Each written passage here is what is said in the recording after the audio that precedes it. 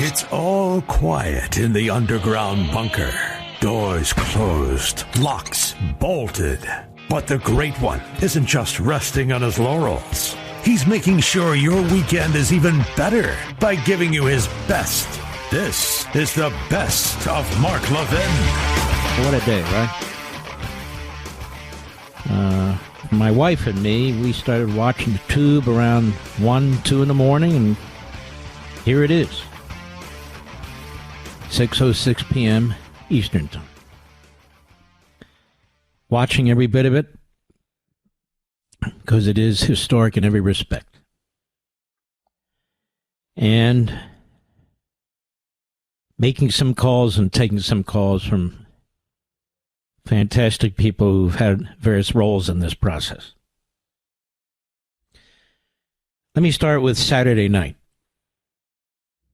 Saturday night, my wife Julie and I are having dinner with dear friends, and I get a call. And it's the president. And such a great honor. He invites me to go on Air Force One to accompany him and his cabinet and the other folks to Israel for his Knesset speech. And of course, I desperately wanted to go, but I couldn't.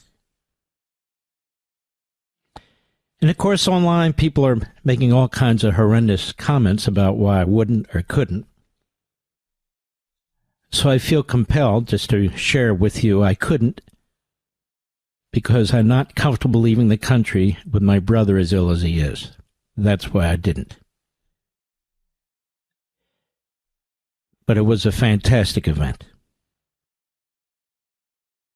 There's been a lot of lies reported in the media about our president, about the Prime Minister of Israel. A lot of lies. Axios is really ground zero for the lies for the senior anonymous sources and others who keep leaking to Barak Ravid, sort of a self-hating Israeli. This relentless attempt to scuttle the alliance between the United States and Israel by the radical left media, by the Hamas supporting media, by the Neanderthal isolationist Jew-hater grifters who are podcasters is really appalling. President Trump has tried to put this to rest over and over and over again. President Trump is, I'll say for the 1,000th time, a historic and iconic figure. Take it all in, digest it. Because there'll never be another like him in your lifetime.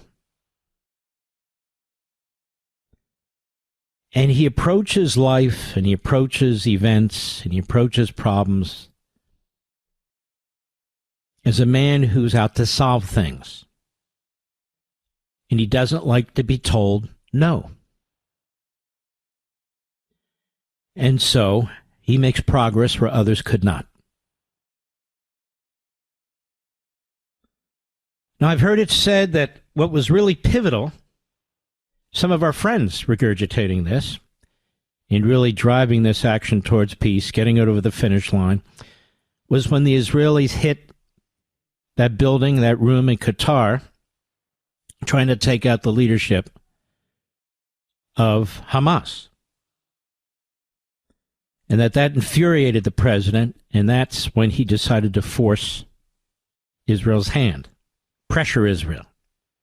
And when the Arabs saw that, of course, they decided Trump could be trusted.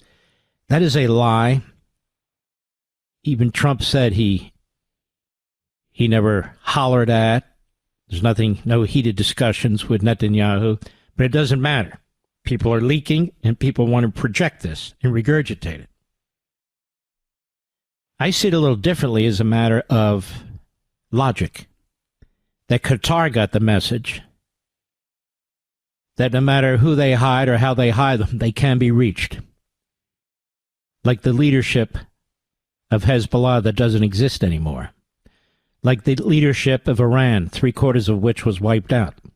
like the leadership of Hamas, almost all of which was wiped out, except those who were given safe haven by Qatar and Turkey.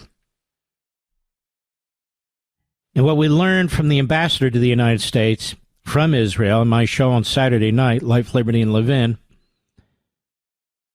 Ambassador Leiter, was that, in fact, because he was there, Donald Trump told Qatar and Turkey, you put pressure on Hamas to get this thing done, or you remove them from your countries. They're in your country, now get something out of them, get it done. Something to that effect. Now, as I've been watching the aftermath of these fantastic events that took place, I am so proud of Donald Trump and what he's done. It's just, I mean, it's hard to articulate. It really is. It's hard to articulate. I've done my best over the course of the last few weeks, months, years. It really is. But Donald Trump himself has said the pivotal moment came. The pivotal moment came. It really started when he took out Iran's nuclear sites. That's what he says. Not leakers, the media. That's what he says. Now, why is this important? Number one, it was important he did what he did. Why else is it important?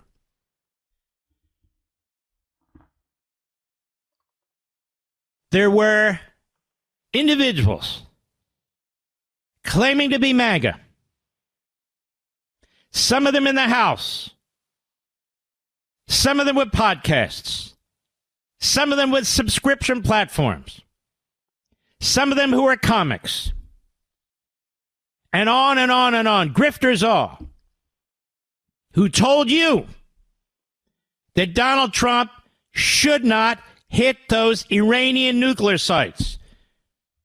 Tucker Carlson, Candice Owens, David Smith, Joe Rogan.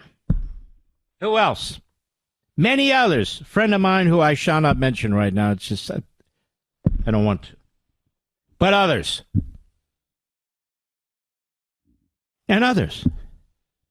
You were told, I was told, we were told that it would start World War III, that China and Russia would come to the defense of Iran, that it could cause a nuclear war, that Netanyahu and Israel and the Jews and Mark Levin wanted to drag America into a war, that this was anti-MAGA, even though 92% of MAGA supported it. And if they had prevailed, Iran would have nuclear weapons. They'd have 10,000 ballistic missiles. And our country would be in dire straits, and there'd be no peace. That much I can tell you. These people will not apologize. They will not, upon circumspection, reverse course, because they have no circumspection. They hope you'll forget over my dead body. Some of them are on TV. Even cable TV, who spewed the same thing. This isn't America first, they kept telling us. It's not America first. It's dividing MAGA. It's going to bring down the Trump presidency. We heard it over and over and over again. You haven't heard this from anybody today, have you? And they were liars. They're just pushing their own ideology. They agreed with the Islamists and the Marxists, who wanted Iran to stand, who wanted them to get nuclear weapons. They were wrong. You should ignore these people. You shouldn't listen to these people, because this day would never have happened but for the tenacity, the statesmanship, the wisdom, the foresight of President Trump, who ignored them. He ignored them. He's MAGA, not them. He's peace, true strength, like Reagan.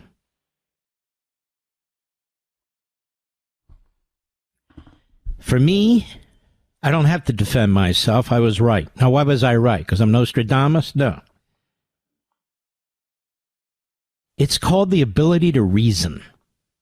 To reason.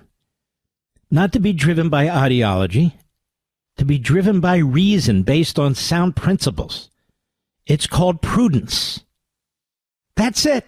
That's what foreign policy, in fact, all policy should be about. Right from wrong. What works? Is there a threat? Is the threat existential? And on and on and on. The president was right. We were right. You and me. Trey Yingst had a short interview with the president after his unbelievable speech in front of the Knesset. Unbelievable. They jumped up so many times with standing ovations, I couldn't keep count. All the parties there. Cut one, Mr. Producer, and you're not hearing this anywhere. You're not hearing this anywhere, even though it was stated in front of billions of people. Cut one, go. When did you know that Hamas was going to release the hostages? Well, I'll tell you, I think it really started when we took out the nuclear capability of Iran. When you look at what they had, you couldn't have made this deal if somebody's sitting over there with a nuclear weapon over your head. And I think when we did that, and there were other obviously very warlike things that we did over the course of 4 or 5 years, if you setting the table. But when we did when we took away that destructive capability from Iran, he knew the hostages could be released. Now, the fact of the matter is, it was Israel in 12 days that defeated Iran. Israel. It was their troops. It was their pilots. It was their intelligence agencies. It was we who took out their nuclear sites, critical to protecting our country, Israel, and the entire region, with the quiet but strong support of the Arab countries. They wanted them gone too.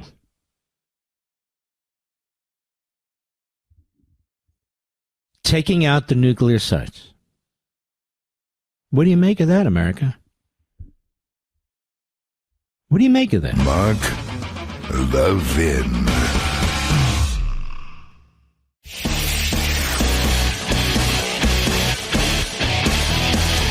Making your weekend even better. This is the best of Mark Levin. Those of you who bought On Power, and I'm not promoting anymore, I'm just saying, you really invested wisely. The value of this book for what you pay is second to none. And I encourage you to go to Chapter 4, the chapter on language, and you'll understand completely why the Democrats do what they do, and they do it all the time now. This is taken directly from Lenin's speech that he gave in 1902. The way you whip up mobs, the way you deceive the public, the way you seize power, the way you retain power and expand it rather.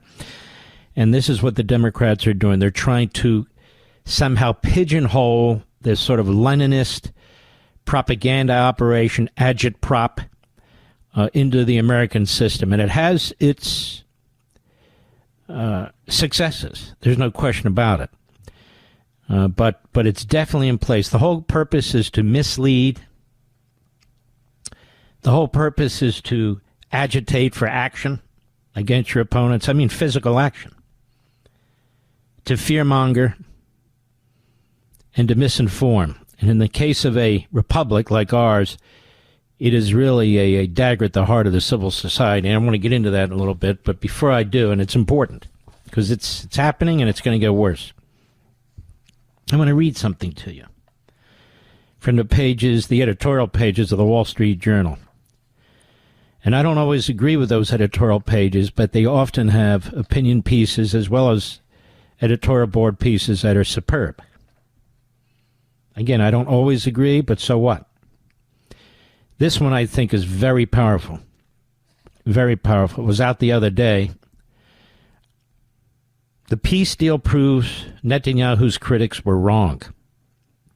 They kept insisting the prime minister was prolonging the war for political reasons. We heard this here from the Democrats and the left. We even heard it from some Republicans. It was the kind of cynicism, writes Elliot Kaufman, that poses as sophistication. And he's an editorial writer for the editorial board. The belief that Benjamin Netanyahu was continuing the Gaza war for his own political purposes. That the Israeli prime minister would never end it. that he couldn't end it. The line was promulgated first by other Israelis. For most of these Netanyahu critics and rivals, the argument didn't discredit Israel's cause, whose justice was obvious to them. They merely thought the benefits to Israel of fighting were no longer worth the cost. To foreign observers, this distinction was lost.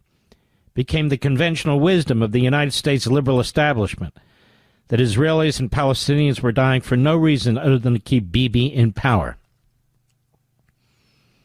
Netanyahu has accepted a deal to end the war, and on the terms he has always said he would: the release of all hostages and the dismantling of Hamas's military and governing capabilities.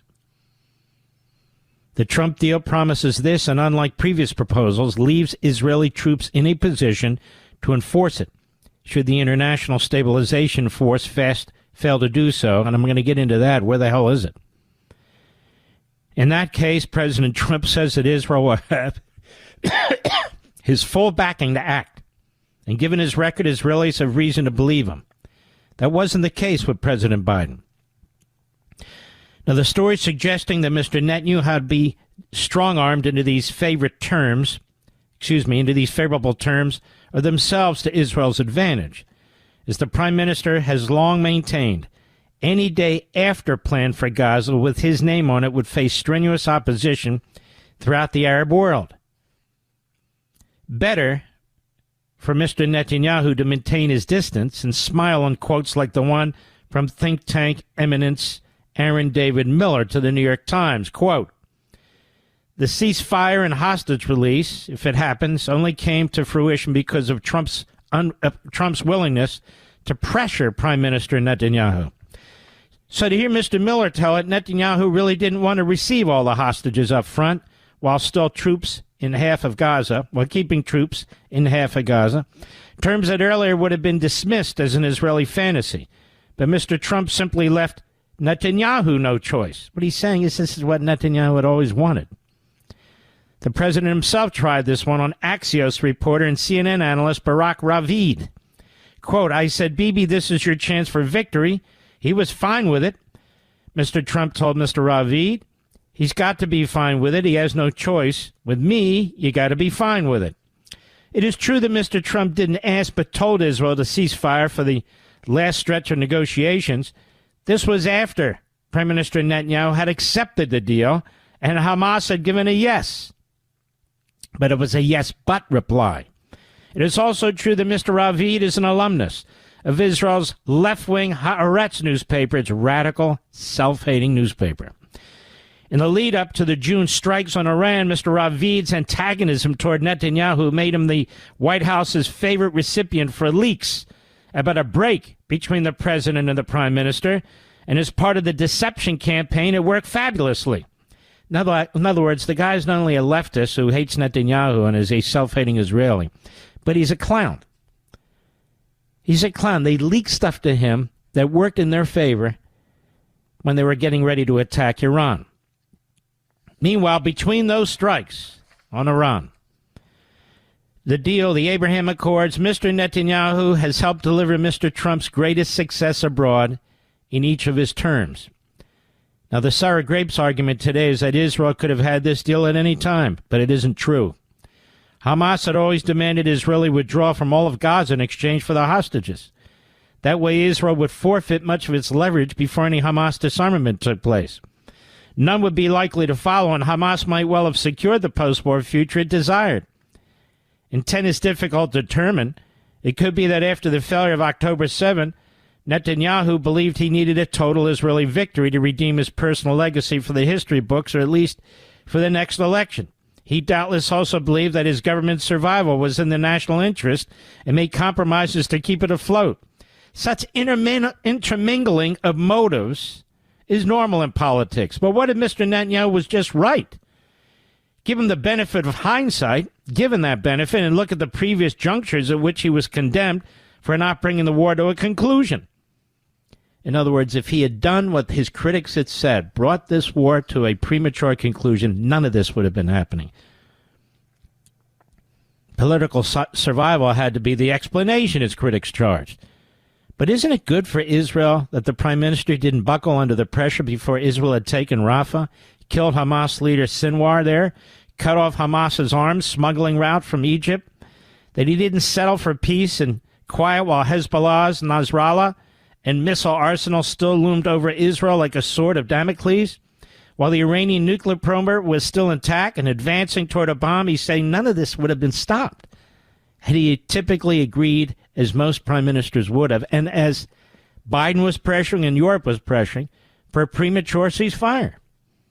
By holding 3/4 of Gaza and closing in on Hamas's capital beginning in August, Israel pressured the terrorists into agreeing to terms they had long resisted for a partial hostage deal. But when Netanyahu then rejected that, insisting on a deal to return all the hostages at once and disarm Hamas, that was dismissed, even in August, as a pipe dream, including by the Israeli defense establishment. Finally, Netanyahu's critics seem to have had their proof that the prime minister was deliberately prolonging the war. And his September 9th strike on the Hamas negotiators in Qatar only confirmed it to them. But a month later, the pipe dream had been christened the Trump deal, and Hamas has agreed to it. The strike in Doha is believed to have sent the Qataris spinning. After Mr. Trump's placations, they leaned on Hamas to take the deal. See his point? Everybody's saying, and there was a whole leak in the New York Times, and of course they regurgitate from the left, from the anti-Israel perspective, the anti-Bibi perspective. They go on and on about how that really infuriated our president. And so he leaned on Israel to make a deal. And the point here is, Bibi was already for these things. It was Qatar that was the problem. It was Hamas that was the problem. Disarm. Release all the hostages in one move. He says, you don't have to believe that Netanyahu planned it all out. I don't. And the costs of the long war were all too real. But by continuing the fight, the prime minister kept Israel's options open to achieve its war aims and smash the Iranian proxy assets and nuclear program. When the opportunities came around, ultimately he secured better terms for the hostages' release and the war's end. Mr. Kaufman is a member of the Journal's editorial board. I thought this was a brilliant editorial. I think he got it right in a big way. But now we have Hamas. So the Arabs and the Muslims are supposed to be disarming Hamas. Hamas is not disarming right now. Hamas says it will not disarm, it will not disband, it will not leave. There are mass executions going on by Hamas, going after these clan families and militia groups that have challenged them over time, slaughtering people who they claim were Israeli, spies. In other words, just slaughtering anybody who disagrees with them, even people who are troubled by the way the feeding is taking place under Hamas's thumb. It looks like Hamas has moved into these areas that Israel has pulled back on. And so now there's a vacuum. And Hamas is filling it. And it's all over the media in the Middle East. And so the question is, what happens now? Where are the Muslim countries and the Arab countries who thought this phase two would be great and that they would take some control over this? I mean, this can't go on for many days, because if it goes on for many days, what is it? Israel has to go back in there, lose its soldiers, fight the same fight when they had this enemy surrounded in the city of Gaza? What exactly is going to happen now? Now, I'm the only one who's been asking about phase two, here behind the microphone, on Fox, on Blaze. You got to have the courage of your principles, the courage of your convictions to speak about these things. All I ever see around here, I'm being honest with you, Mr. Producer, conservative talk radio was supposed to be sort of the point of the spear for principled conservatives who would think for themselves and speak out and have the courage to do so. Same with other platforms and so forth. But I'm not seeing it and I'm not hearing it. I'm not seeing it and I'm not hearing it. The president was asked about this today. I thought I saw something in here that you put on the list here about Hamas. Here it is. And he was asked about it, and he says, I'm not going to put up with this. Cut 3, go. President, on Gaza, how long will it take Hamas to disarm, and can you guarantee that is going to happen? Well, they're going to disarm, and because they said they were going to disarm. And if they don't disarm, we will disarm them. How will you do that? I don't have to explain that to you. But if they don't disarm, we will disarm them. They know I'm not playing games. Okay? Now, we did something monumental. We got the hostages back. That was the first thing we had to do. Above all else, get the hostages back. Now, they misrepresented because we were told they had 26, 24 of dead hostages, if we can use those terms. And it seems as though they don't have that because we're talking about a much lesser number. But that's a very tough subject. I want them back. That's what they said. I want them back. Also, they said they were going to disarm. And initially speaking, they needed, they did take out a couple of gangs that were very bad, very, very bad gangs, and they did take them out, and they killed a number of gang members. And that didn't bother me much, to be honest with you. That's okay. We had a couple of very bad gangs. It's no different than other countries.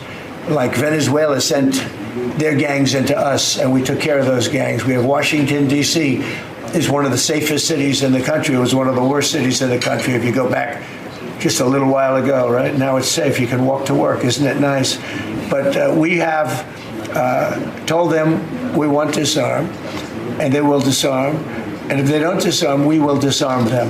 And it'll happen quickly and perhaps violently. But they will disarm. Do you understand me? Yes. You say because everyone says, oh, well, they won't disarm. They will disarm. Mark Levin.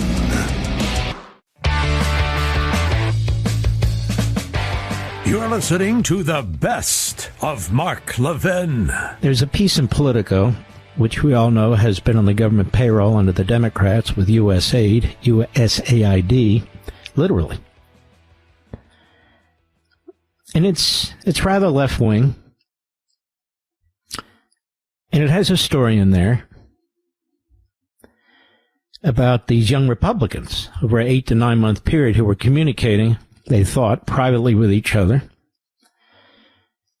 And they have apparently had leaked to them an enormous number of these texts, and these texts reveal some very hideous and horrific language and characterizations used by these young Republicans. Now, they're not all 14 years old. In fact, none of them are. A young Republican, quote unquote, is pretty much anybody from the age of 18 to 40. And certain of these individuals were office holders within the young Republican establishment. One was a state senator and things of that sort. And things they said about black people, one said or who said, comparing them to monkeys, Jewish people and Hitler and gas chambers and all the rest. Pretty loathsome stuff, pretty awful stuff. In fact, very awful stuff. And it's been made public, obviously by leaks and so forth, somebody gathering the information over a period of time, but that doesn't really change anything, And there's been some controversy that there's not been enough criticism, or there's been too much criticism, and well, what about the guy who's running for Attorney General of Virginia? And in his case, he wants to be a law enforcement official, and he's talking about killing a Republican former Speaker of the Assembly in Virginia with 2 bullets to the head, and watching his children die in the arms of his mother, all kinds of hideous stuff. And we've seen a lot of this, folks, particularly as applies to Jews, of course. We've seen a lot of this. We've seen it come out of the mouth of elected Democrats. We've seen it come out of the mouth of guests and hosts who are platformed by various organizations, by even media, by podcasters. We've seen it at colleges and universities. This kind of language used by professors, that is faculty, as well as students and student groups. We've seen student groups that have alliances and associations with Hamas, a terror organization, a horrendous terror organization.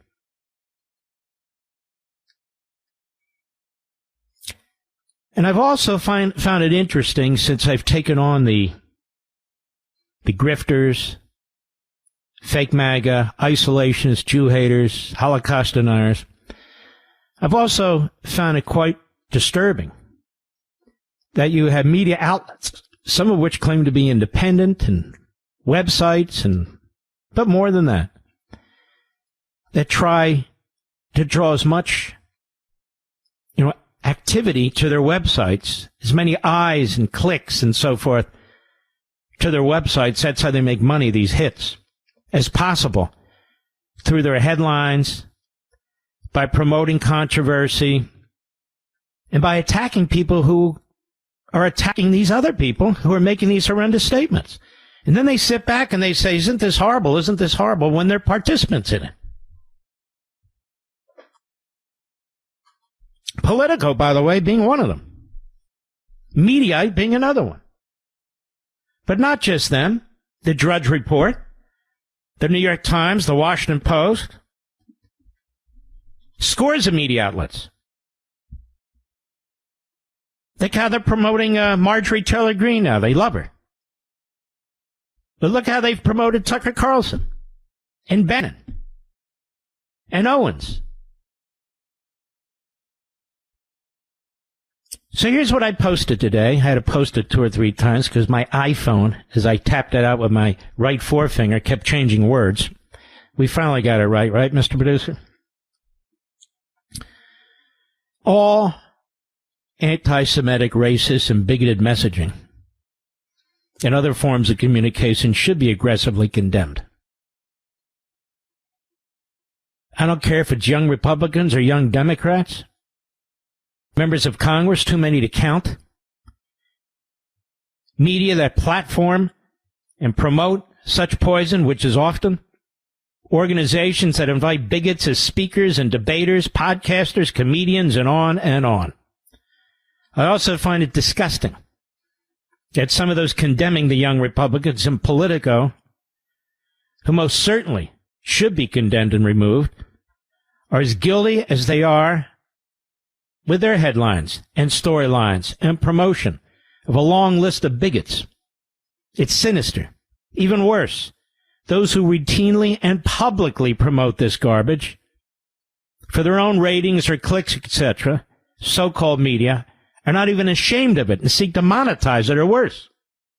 I stated, and I am deeply concerned, that the likes of Tucker Carlson, Candice Owens, Steve Bannon, and their ilk, as well as their apologists, who are not real MAGA or conservatives or Republicans, but a cabal of grifters, psychos, and exploiters, are being mainstreamed and do have an impact on the minds of too many young people, and too many would be one, but it's clearly more than that. Where are the top Republicans denouncing them? Where are other broadcast hosts, columnists, and public officials? Those of us who speak out are few in number and often disparaged by the same media outlets that claim offense at the awful things reported in the Politico piece. I'm more than happy to have a bigger discussion about this. But as I observe and engage, I see too few with the guts to do so, including people in the left-wing media. And where are the top Democrats denouncing Mondami, Omar, Tlaib, Sanders et al.? And by the way, I don't mean a handful and a small handful not endorsing him. Where are they denouncing him? These are vile demagogues. They are routinely platformed by the corporate media. The fusion of the media with the Democrat Party makes it less possible to have a real and regular condemnation of these people or conversation about them. In fact, one wire service, I believe it was AP, recently ran a story suggesting legitimate criticism of Mondami and others is Islamophobia. Islamophobia. Well, what about CARE and scores of other like organizations with ties to Hamas, spreading their hate and propaganda, especially in the media? None identifies with the GOP. None of those groups do. Many work within the Democrat Party orbit, or they use Hamas propaganda, that is the media, from casualty figures and accusations of starvation and genocide in Gaza, allegedly perpetrated by the Israelis. They spread that throughout the media, accompanied at times with phony photographs, regurgitated not only by independent media grifters of the type I just spoke of, but Democrat Party officials and surrogates, which is obviously intended to promote Jew hatred. The corporate Western media, which is overwhelmingly Democrat and left-wing, has played a huge role in spreading this hate. I'm not talking about criticizing Israel. I'm talking about spreading blatant lies and hate.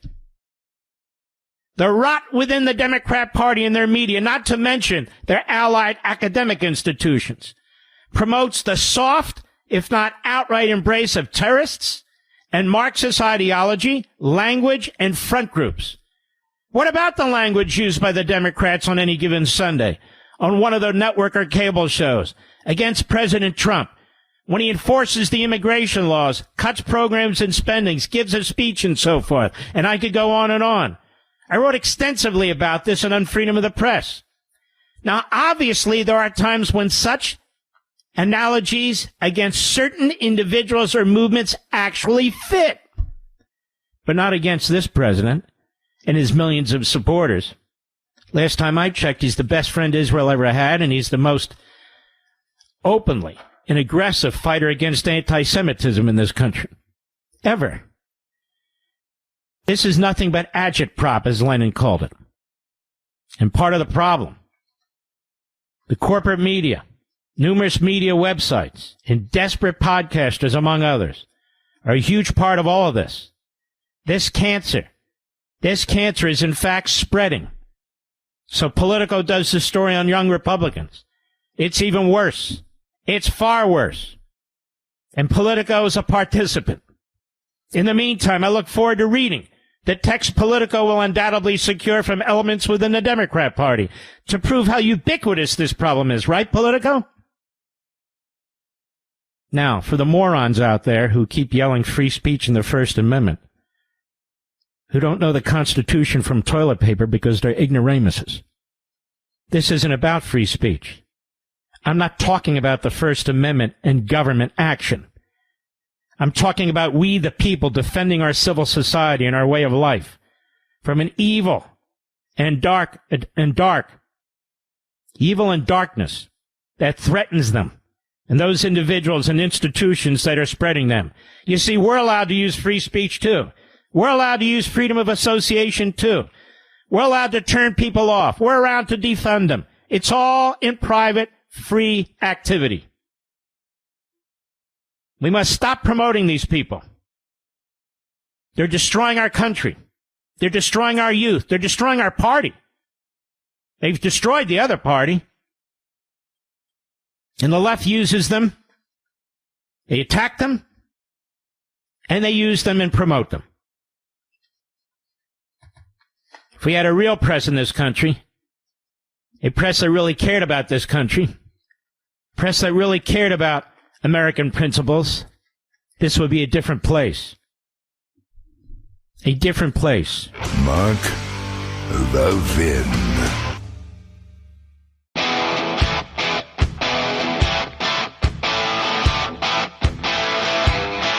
The Great One makes your weekend even better. This is the best of Mark Levin. So what are the odds of the Democrats taking back the House? Now, I worry a little about rope-a-dope. I worry a little bit about these polls, these data guys who are on CNN and elsewhere. I like this guy, Harrington. He's very entertaining, but still, trust but verify, right? The old Reagan line.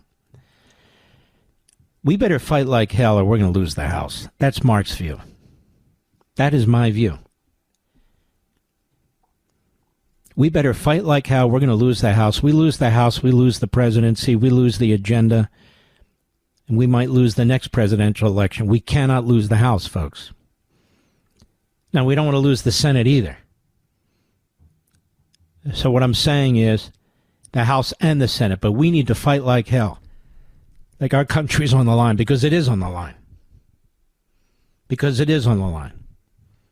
Now, here's Harrington. He's the CNN chief data analyst. He's got some good news, but I'm not playing this to cause you to sort of be lulled to sleep here. These midterm elections are important. Let me tell you, these elections in New Jersey and Virginia, they're crucial. Mr. Producer, let's see if our Republican our friends in both those states want to come back one more shot. But let's listen to this. Cut 13, go.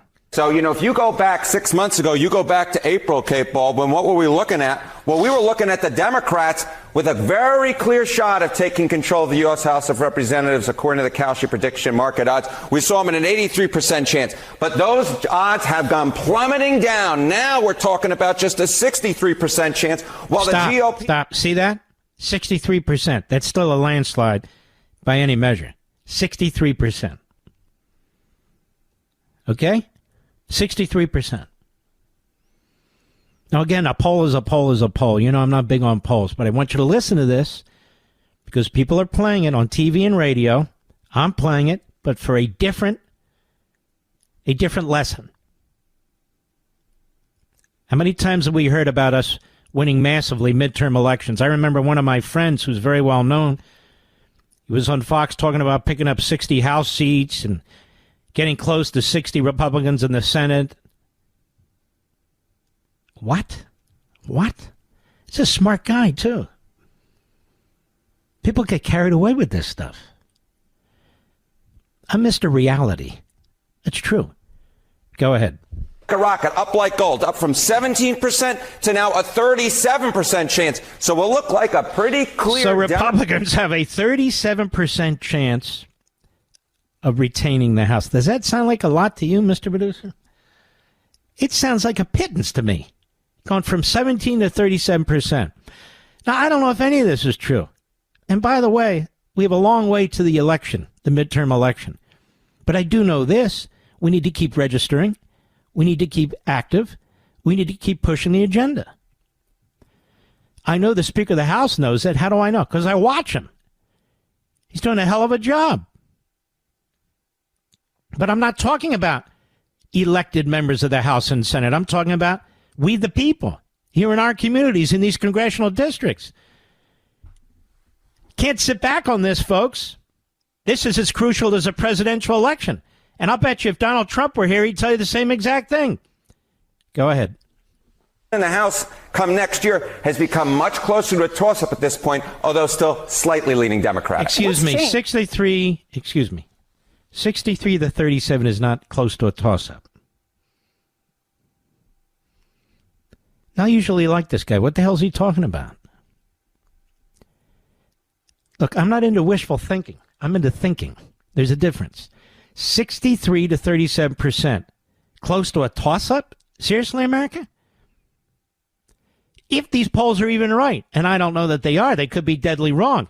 What I'm trying to say is don't allow stuff like this to cause you to be lax or would definitely lose. Go ahead, please. Okay, what has changed? Well, why don't we just take a look at the national picture first? Take a look at voters and how they're feeling about things. And we can take a look at the generic congressional ballot. And I want to take a look and compare it to 2017, 2018, right? Because that's sort of the baseline. That was, of course, the first Trump term. That was where Democrats were sort of keeping pace. You go back to April, look at the generic congressional ballot. What'd you see? You see +3 Democrats in 2025 in April. You see +3 Democrats back in April of 2017. Now jump over to this side of the screen. What happens? Well, the Democrats are no longer keeping pace with the pace that they were setting back in 2017, 2018. You look back in 2017, you saw that the Democrats had leaped up to an 8-point advantage. I remember covering this. I remember a lot of folks, including myself, saying, you know what, Republicans look pretty decent right now in terms of the fact that they had the House, they had the Senate, they had the presidency, but things were likely going to flip. And I was looking for the same signs this year. The bottom line is it hasn't happened, Kate Baldwin. It hasn't happened. Democrats have stayed basically steady. They have fallen off the pace. Democrats were way out ahead back in 2017. Right, hold on. Way out ahead was 8%. Now they're at 3%. Do I understand that, Rich? Is that what he's saying? I mean, maybe, majorities are won and lost by 1 or 2 or 3%, but I'm not taking a victory lap yet, folks. I'm not, and I'm wondering why he is. for us. You have to have a healthy skepticism. Say reality. I remember all those hosts, including on our favorite network and in conservative radio, going on and on about how sweeping our victory was going to be during that midterm election. And the Democrats took the House. And the whole time was spent on investigating Trump, subpoenas and impeachment. Folks, this is serious. This is serious. Listen to the numbers. Do they sound like overwhelming numbers to you? They went from 8% to 3%? That doesn't sound like it's that awful. Now, if we went to 3%, that would sound pretty good. I still wouldn't necessarily trust the numbers.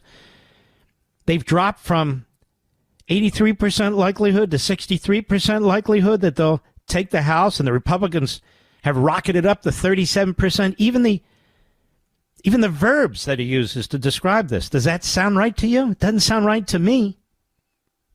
When's the last time a presidential candidate got 63% of the vote? When's the last time? I think it was George Washington, and we don't even know what the percentage of the vote was. Go ahead, please.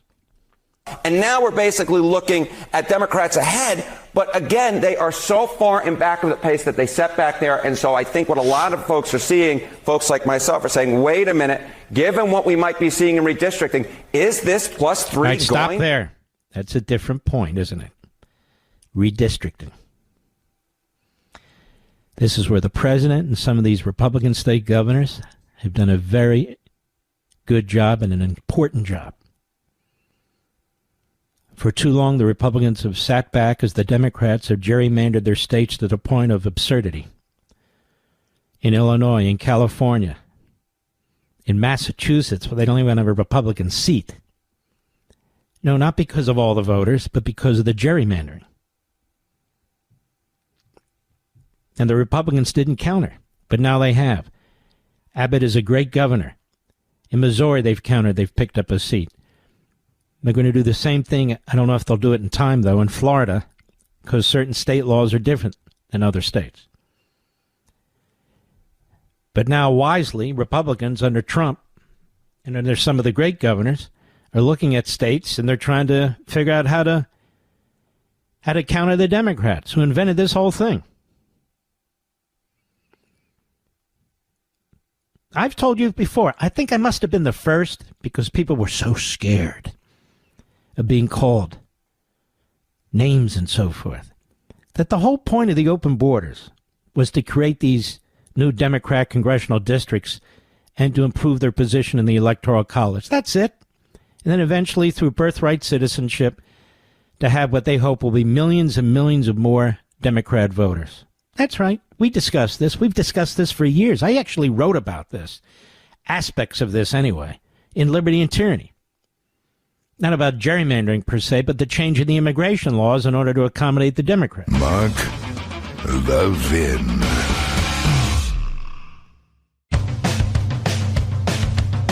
We're giving you nothing but the best of Mark Levin.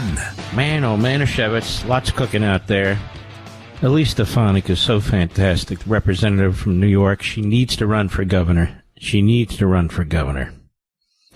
And I see her one day, maybe even as president of the United States. What do you think of that? I really do. And so she receives apparently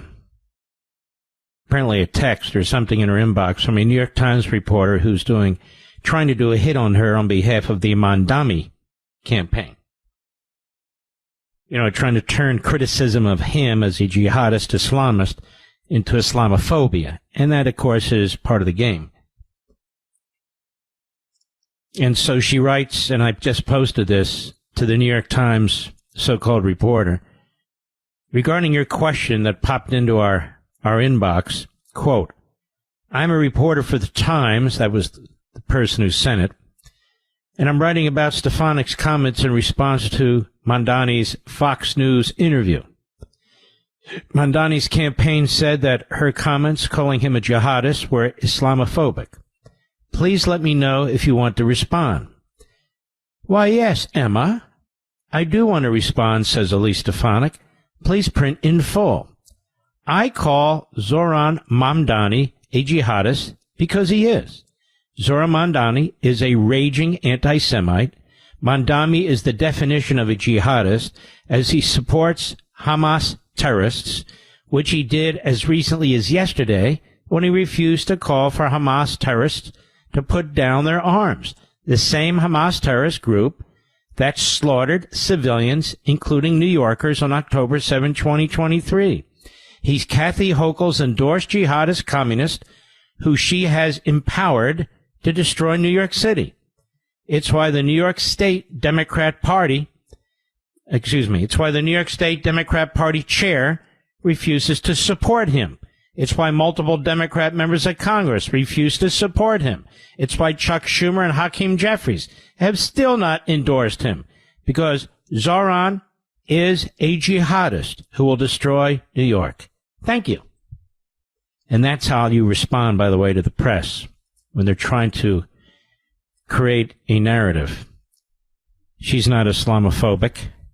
He's an Islamist jihadist and a Marxist and a Jew hater. That's the problem. That's the problem. I'm calling him out. You see the stereotype and the bigotry, the racism of this reporter, Emma, for the New York Times? The implication is all Muslims, then, are jihadists, Islamists.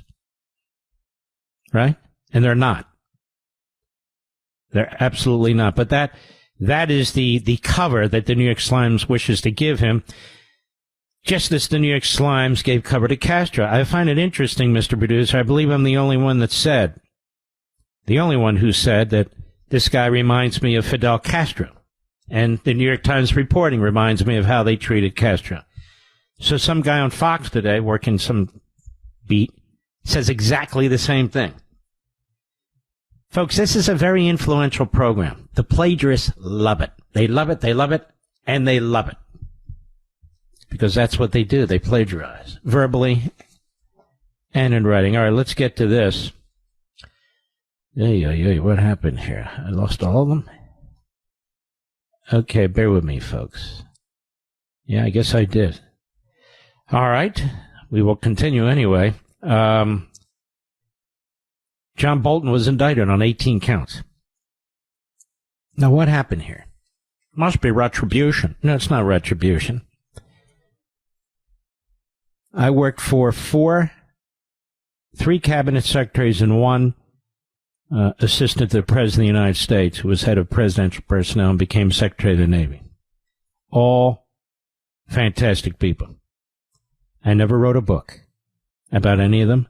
I never wrote a book about my times with them. I certainly never would have written a book that included classified information.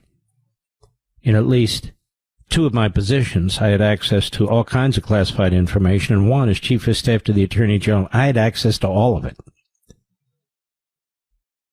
And you've never heard me talk about classified information, ever. I've written 11 books, all New York Times bestsellers, 9 of them number one. None of them are quote-unquote tell-all books. None of them contain classified information or any government documents I had access to. And the reason's very simple. I was raised properly. It's an issue of what we call ethics. Lawyers have codes of conduct as well. I'm a lawyer. Bolton's a lawyer. But even more, you know, when I'm invited to serve as a chief of staff to Attorney General or to work for a president of the United States at the White House or somebody else, they're putting their trust and faith in me. It is my duty to uphold that trust and faith, to be loyal to that person, and to have the class and the character to do so. If there comes a time when I or others feel they can't, then they quietly move along. I never felt that. All the people I worked for, from President Reagan on down, were fantastic, ethical, exceptional. Bolton decided he would write a book, and he wrote a book that contained classified information, and he didn't wait for the process for all the intelligence entities within the government to approve it. He knew better. I worked at the Justice Department with him under Reagan. He was the National Security Advisor under Trump. He knew better than to do that. A federal judge, Royce Lamberth, when the Trump administration went in for an injunction, he didn't grant it because he said it's too late. All the information's out. They're publishing it. And he said he looked at the materials in camera, that is, in his own chambers, and there was no question that this information was significant to the nation's national security. And there's no question that Bolton took it upon himself to short-circuit the process. He took the risk. He also created a risk for the nation. And whatever happens from there will be up to the Department of Justice. So what happened? Biden comes in and drops the case, drops the investigation, the grand jury investigation, drops it. But this case involves even more than those documents. This case involves additional documents. 8 years in the Reagan administration, I never took home classified information. 8 years. When I left the Reagan administration, I never took home classified information. I knew I wasn't supposed to. It was all around me. I had to deal with it throughout the Department of Justice. But the rules are the rules. And so what do we have here? Fox News, ex-National Security Advisor John Bolton indicted with improper handling of classified information. Indicted on 18 counts by a federal grand jury in Maryland. According to the indictment, Bolton was indicted on 8 counts of transmission of national defense information, 10 counts of retention of national defense information. Quote, from on or about April 9, 2018 through at least on or about August 22, 2025, Bolton abused his position as National Security Advisor by sharing more than 1,000 pages of information about his day-to-day activities as the National Security Advisor, including information relating to the national defense, which was classified up to top secret SCI level, with 2 unauthorized individuals, namely individuals 1 and 2, the indictment reads. Bolton also unlawfully retained documents, writings, and notes relating to the national defense, including information classified up to top secret /SCI at his home in Montgomery County, Maryland. Now, these documents were transmitted by him to 2 individuals unauthorized to view classified documents. They may have been family members. I don't know who they were, but it doesn't matter. These documents, according to the indictment, revealed intelligence about future attacks by an adversarial group in another country, a liaison partner sharing sensitive information with the U.S. intel community, intelligence that a foreign adversary was planning a missile launch in the future, a covert action in a foreign country that was related to sensitive intergovernmental actions, sensitive sources and methods used to collect human intelligence. This is a big deal. Intelligence about an adversary's knowledge of planned U.S. actions, intelligence about an adversary's plans for attacks conducted against U.S. forces in another country. It goes on and on and on. The documents were classified top secret. Now, when they're classified that way, they also have a special cover to make it clear what it is.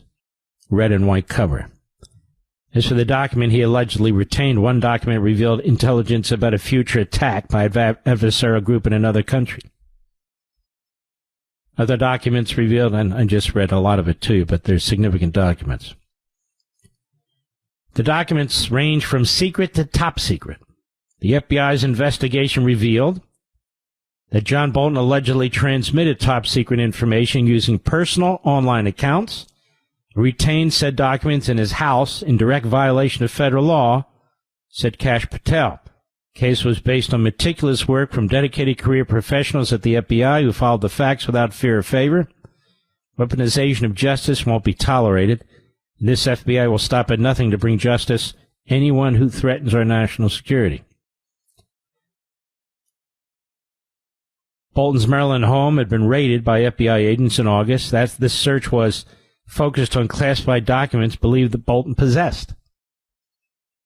Beyond the book, the list of more than a dozen items seized from the Bethesda, Maryland home of President Donald Trump's former national security advisor was included in a search warrant document filed with the U.S. District Court for the District of Maryland. Now, among the technology seized from Bolton's home were 2 iPhones, a red one with 2 camera lenses and a black one in a black case, and 3 computers, including, okay, it explains what they were. We don't really care. They also seized a hard drive, 2 SanDisk 64 gigabyte USB drives also. The list shows the FBI also took a white binder labeled Statements and Reflections to Allied Strikes, quote unquote, and typed documents in folders labeled Trump 1-15. 4 boxes containing what federal officials called printed daily activities also were hauled from Bolton's home, according to the documents. The August 22 FBI raid was linked to a probe of mishandling classified documents. Why the hell did he do this? We're just wondering why. Why did he take all this with him?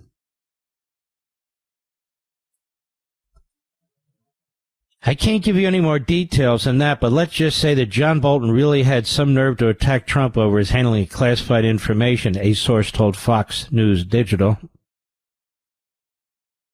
A source familiar with early stages of the investigation told Fox News Digital that CIA Director John Ratcliffe provided Patel with limited access to U.S. intel that serves as the basis for the search warrant. The source told Fox News Digital that the evidence justified the raid on Bolton's home. The probe into Bolton's alleged retention of classified documents was first launched years ago, later shut down by the Biden regime for political reasons, according to a senior U.S. official. I don't doubt that. And it goes on. Well, the reason I'm reading you this, and there's much more I could read you, I've read you about 20% of this article, is you're going to hear that this was retribution and so forth. No, this has nothing to do with retribution. This is not a small matter. It is a massive matter for a former national security advisor to do this. And even more than that, we're talking about a huge amount of secret and top secret information. Brazenly retrieved or taken and brazenly mishandled by somebody who's read into these programs and who is trained and taught, and he has been over the decades, on how to use these documents. So you're not talking about one document maybe that was mishandled, stuck in a briefcase or a small file. No, you're talking about scores of documents here. Lots of information. I don't wish this on anybody. I really don't. I'm not giddy about this. I'm not happy about this. It's too bad. I've known John Bolton for decades. But what he did here is inexcusable.